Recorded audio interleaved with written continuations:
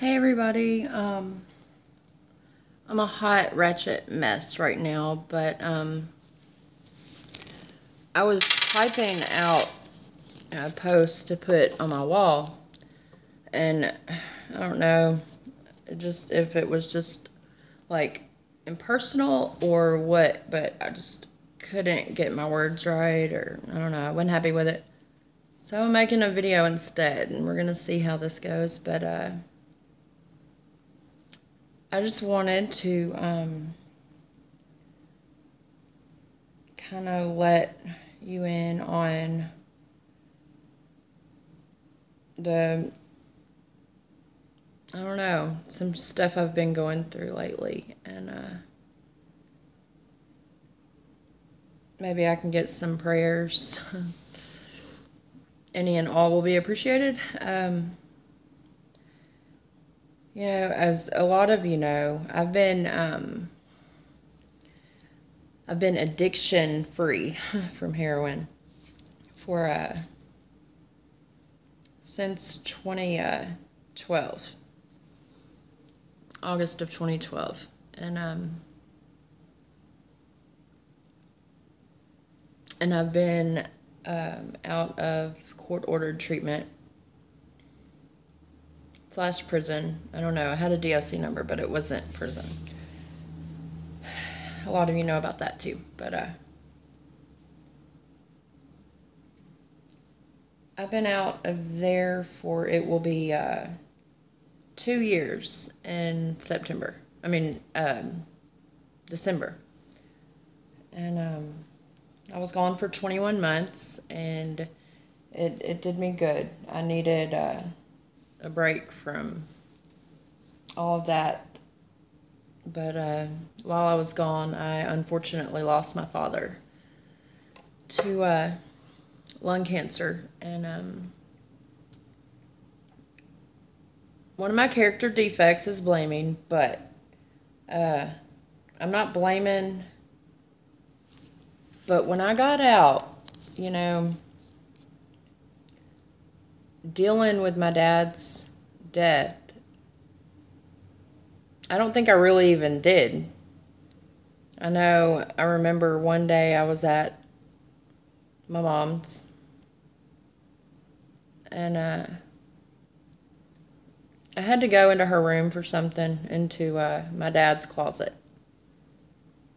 And it was just like the smell of my dad hit me like a ton of bricks, and I lost it. Like my dad had just passed away that morning. I'm sure my mom probably remembers. It was really sad, and because I couldn't deal with it, and then the guilt that I had for not being there for my dad, not being there for my mom, my sister, my son, while they were going through my dad's sickness. It was hard. It was really freaking hard to go through. And I had all these high expectations of myself, and so did everyone else, my family, my mom, my son, and me. I don't know if I lied to myself, or really if I was just blindsided by guilt when I got out. But I knew all my treatment work, all my, triggers, all my, I knew the coping skills. Don't get me started. I was on point and excited, and when I got out, it was nothing like I had imagined. I got out on a Friday, reported to my PO on a Monday, that following Monday, and was getting freaking high by the time I was pulling out of the parking lot of the probation office. Sad. I was that ready. It was real easy to say I was going to stay clean in there, but it's a different story when you walk out of those gates. I think I fooled myself into thinking I was going to do it. But this time, however, I don't know, it's different because I want to go. It's not court ordered.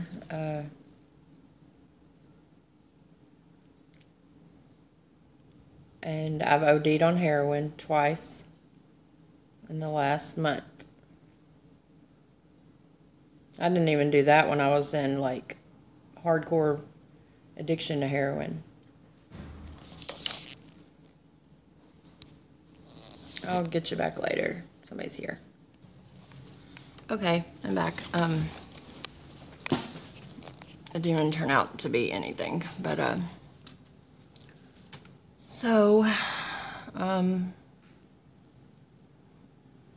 yeah, so I OD'd twice in a month. The worst time being the first time. What is it? I didn't have a pulse for almost 3 minutes.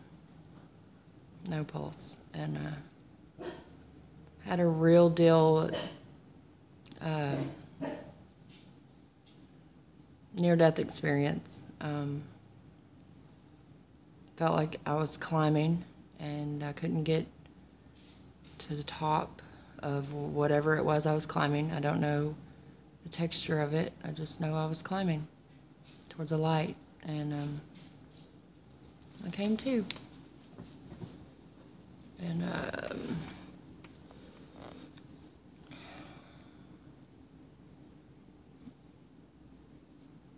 went on to, like, when I woke up, I was soaking freaking wet from the ice water, and I couldn't stop coughing. I couldn't get air in my lungs fast enough. Like, it was like, you know, when you're so thirsty for, like,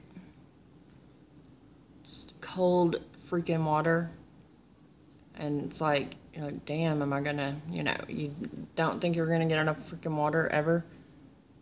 That's how it was with, like, getting air in my lungs. Like, I couldn't breathe fast enough. I was like, it was so crazy. And I went on, like, an hour later to have the worst headache of my life. It was like a migraine times 10, 5 maybe. But no, I mean, it was worse than a migraine. My head felt like it was going to pop like a balloon. It just felt like this pressure. And it was horrible. The worst headache ever. And my entire chest, like huge. Nothing but a big, huge bruise. Like, it was purple, not even blue. Like, it was red from chest compressions. And I coughed for like 2 weeks from that crap. That was scary. That one was scary. This one, I didn't feel sick afterwards. I'm thinking it had something to do with the fact that I took an entire 2 milligram 4-bar of Xanax. And if you know me, you know that my experience with Xanax doesn't very often, like, turn out very well. I end up with felonies or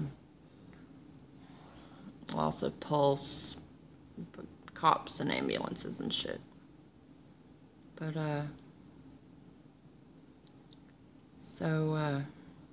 yeah, things have been pretty bad, and,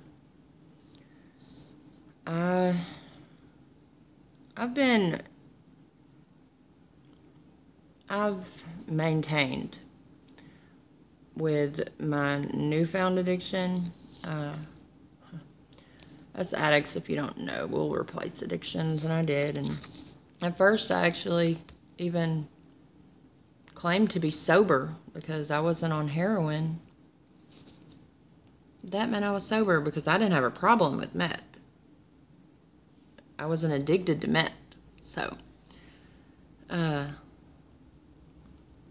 but I actually did maintain on that more so than I did heroin. I wasn't,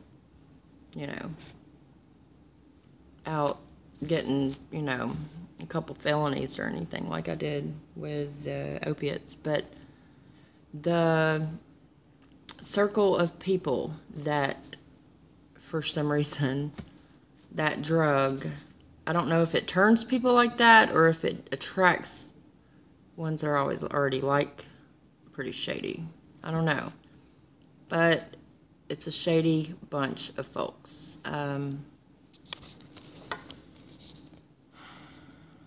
So, yeah, I might have maintained better, but I needed to do some inventory on the people I chose to surround myself with. But, it wasn't all bad. I learned a lot of lessons the last year or so. I've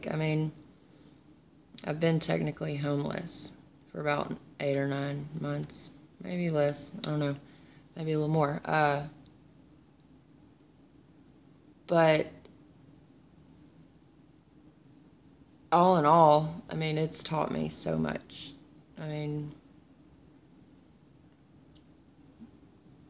Always keep my eyes open.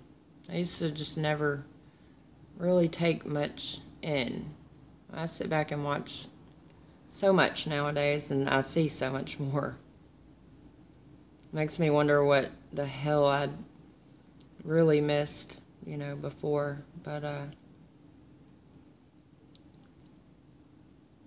Dolph says, real bosses don't talk. We just sit back and listen.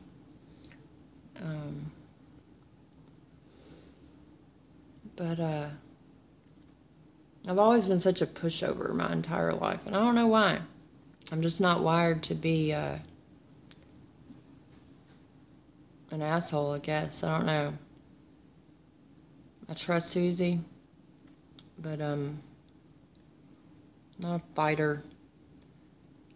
But I'm so much. I don't know if I have less patience or if I am just less of a pushover, or I don't have a high tolerance for stupidity, a bullshitter. I can peg him in a second. I'm a definite Libra. But I'm sick of the lifestyle I've been living. I know I can do better, and I want to get my life back together. My babe, Colin and Ashton, they deserve it. I deserve it, and I know I can do it, because, I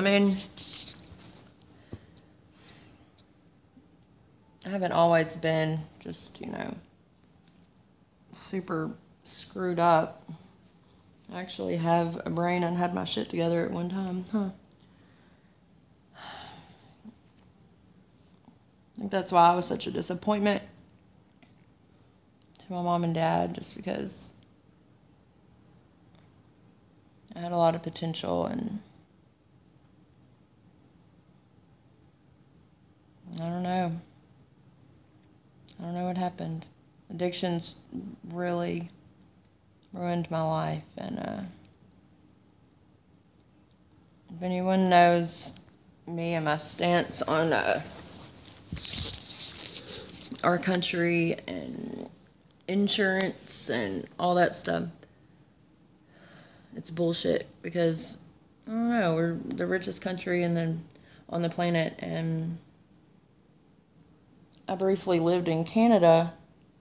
When I was up there, it was like, it don't matter if you're a homeless man on the street, outside a huge building, the man that owns that big, huge, tall building, and the homeless guy on the street have the same health coverage. And that's how it should be. Your health is your life. If you don't have your health, what do you have? I mean, it's not like you can't go on looks. You can't go on possessions. I can't stand this country's way we do shit. It doesn't make sense. But anyway, that's another recording entirely, because I love talking shit about our country. I don't know. I'm leaving sometime this week, tomorrow or the next day, to go to treatment, and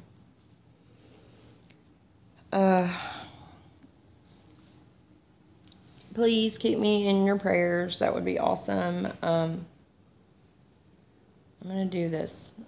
I hope. I have faith. I really want to try to be able to live, every day, live life on life's terms without needing a head change to deal with reality, because I know if my really good friend, who shall remain nameless for the time being, and my sister can do it, and a few other people on drug court every day, they have to take the bullshit as it comes, minus narcotics, minus even some psychotropics, and it pisses me off, because it's like I'm kind of at war with myself a little bit, because I don't know, I don't want to let addiction win. I've had to say goodbye to way too many freaking people this year alone. I mean, Brittany Albauer, freaking Sam Gross, my best friend, I miss you. All to heroin. And if you're doing that shit, I don't know, get some act right. Let's do something different. To my best friend, Lindsay, I don't know where you're at right now, but get in touch with me, please. I'm worried about you.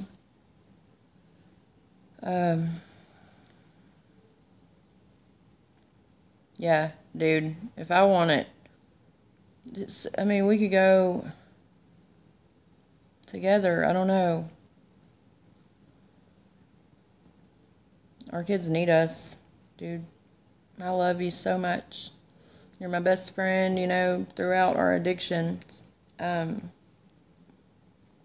always been told, you need to not be friends with Lindsay. She's, nope, that's a no-go. She's my best friend. Nothing's changing with that, but I'm freaking worried about you, though. I haven't even talked to you in like a week. You messaged me from Debo, Dustin, his phone, and now he hasn't talked to you, so I don't know. And I don't know R's number anymore to call you. So, anyway, I love you. Please get in touch with me. Alright, well, keep me in your thoughts and your prayers, and I'm going to try to rock this recovery thing. It's time for something different. I want to prove to myself and to my son and my family that I'm not lost. I just got a little sidetracked there for a little bit. Daddy would want me to do something different, that's for sure. Thank you to Colin and my sister Joanna and my friend Blank, the one that's gonna remain nameless, and my other friends on drug court, you know who you are, and Mark for saving my life the other night, and Jason Lotus, senior. Yeah, I was pissed that he called Joanna at first, but when I OD'd. But, you know, it's turned out to be a blessing. And life is good. You guys be good to each other. Compliment each other, smile at somebody. You don't know what they're going through or what kind of difference that, you know, might make in their day. Stay lifted, you guys, and do good things. And blessings come from bullshit. I'm gonna need you to do better. Bye, you guys. How the hell? Okay. Alright, for real. Bye, you guys. I'm outie.